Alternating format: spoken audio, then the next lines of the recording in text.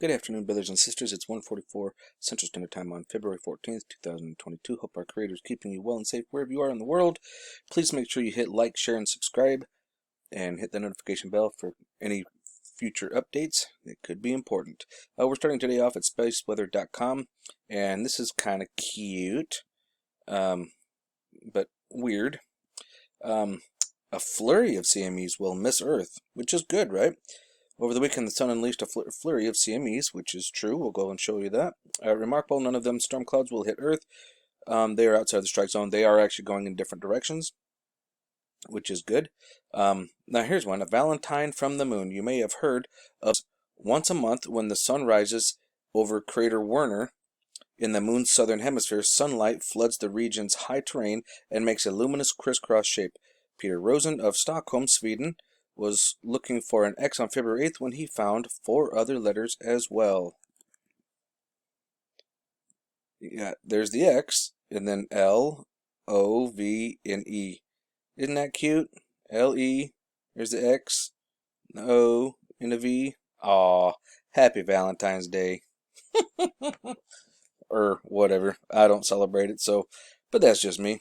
And as we scroll down the page a little bit, we're actually looking at this right here is near-Earth objects, meteors, and it looks like 2022 C06 on February 15th, that's tomorrow, at just half a lunar distance away from, or between, us and the moon. Basically, this thing, 1 lunar distance would be the distance between the Earth and the moon.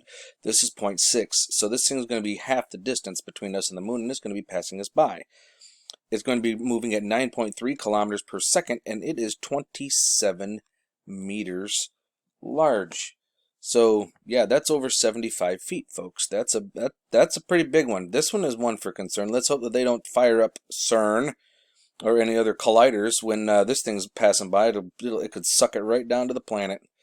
Oh boy, let's keep our eyes open for that, right? Now over here at spaceweatherlive.com, we're actually looking at the last couple of days. This obviously the 14th being today. Looks like we started off with a C flare, had another C, and it looks like we just barely popped an M, an M102. And then yesterday, we had a couple of C flares. This one was a pretty significant C. Almost got it into M, but this one got into an M1.4. However, it was not Earth facing. That's why you didn't hear me coming on and making a big deal about it, because it was actually going away from us. As the sun was going around the limb, going away from us, the sunspot, it fired off, going in the opposite direction. But this one, we could get some effects on it. Let's go take a peek at a little more things and see if we can't figure this out. Over here at Space Weather Prediction Center.noaa.gov, we are actually looking at the C flare right now. I've actually had this pulled up for a while, so I'm going to hit refresh, and this is it might disappear. We may not be able to see it, but we'll be able to see the M flare. So South America definitely got hammered with it, and so did Western Africa. So let's actually hit refresh really quick and see what else we get. Be right back. And wouldn't you know, it still does have it on there. Perfect. So you're looking at about 15 to 17 decibels of absorption here. Now let's get up here to that M flare. Right around 1700. Oh, here we go. Oh, yeah. Oh boy. Yippee-ki-yay with that, right?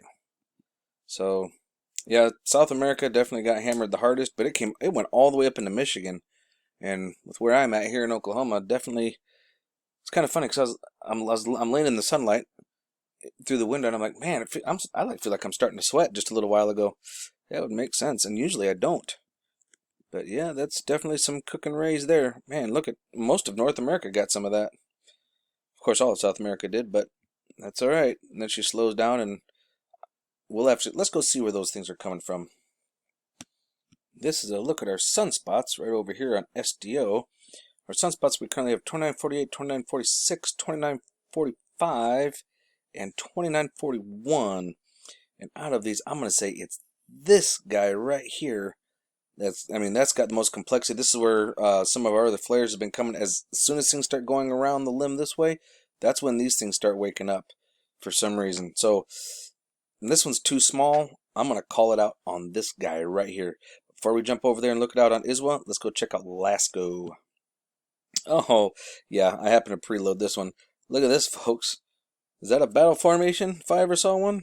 Sure does look like it to me. And we're looking right around the same time. And look at this. We've got them right here by the sun, too. 1, 2, 3 of them for sure that we can see. That are right here, same like little long tic-tac or cigar-shaped objects. All over. Yeah, but it's not caught up enough to show us this coronal mass ejection. Unfortunately, these things do have a little delay. And the reaction was actually right at like 1740, and it stops at 1724, and this one stops at 1718. So not quite enough. I'll have to take a peek at that later on. And over here on ISWA, we are looking at 94 angstroms of light to look at our sun, and let's see where most of these flares have been coming from. Oh yeah, right as it's going around the limb. See that? Bam. This was the M flare from yesterday. Actually, I think it was from the 12th. Actually, it might have been the 13th. This is some activity that we've had recently. As we go on. Yep, there was the M flare right there, and we had a C flare right here. Ooh, wait a minute. Did you guys see that? Whoa. Look at that. Looks like they're almost trying to shoot the sun there, doesn't it? Or was it something traversing the sun? Like his warp signature trail, maybe? I don't know. You tell me. Uh-oh. There he comes from the right. Stinker. Oh. How in the world could we have gotten that guy if the sun was eclipsed? What is that? How is that possible? Can anybody tell me what the heck's going on here? I appreciate it. Hang on a second here. Just had one right there too. Little line right there. How could that guy have showed up there? Can anybody tell me that? How could he have showed up there? Oh, it's something that's going in. I'd heard on another channel that it was another satellite that was eclipsing this one. Okay, if you say so. There's a decent size, couple little flares there, and come on, let's get her up there.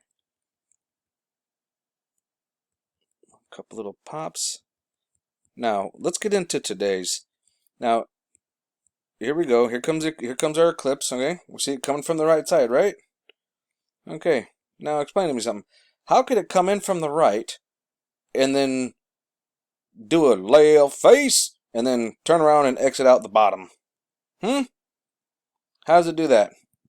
Let's back that up. See that? Coming from the right, do a left face, and then go out the bottom. That's not how that's not how it works, folks. That was a mothership. But anyways, I'll digress from that. Let's see where that flare's popped. Oh, there she is, right here.